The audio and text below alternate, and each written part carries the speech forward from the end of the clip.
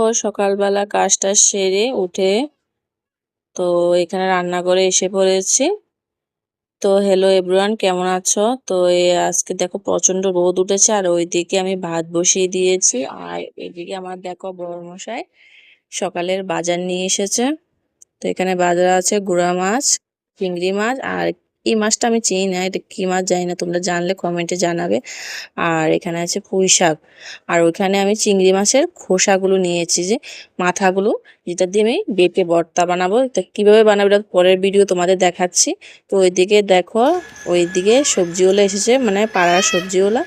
তো ওনার থেকে আমি সবসময় সবজি রাখি। আর আমার ছেলে দেখো ওনার পিছে পিছে দৌড়াচ্ছে।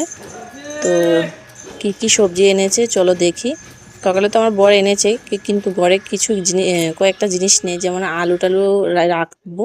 তো চলো কি কি এনেছে ওনার সবজি দেখাচ্ছি। তো দেখো সকাল সকাল উনি টাটকা সবজি আনে, আমার খুব ভালো লাগে, ওনার থেকে সবসময় আমি রাখি। তো এই দেখো কি কি নিচ্ছি এখানে। তো আমি আজকে এখান থেকে নেব টমেটো নেব, আর করলাগুলো খুব সুন্দর, মানে তিত করলাগুলো একটু বড় বড়, একটু আমার ভালো লাগে। আর আলু নিয়েছি। তো চলো। আর ওইদিকে দেখো আমার ছেলে কি করছে, এই রান্নার সবজিগুলো নিয়ে ও খেলা করবে, যে কোনো জিনিস নিয়ে ও খেলা করবে। তো আজকে এই সকালের ভিডিও।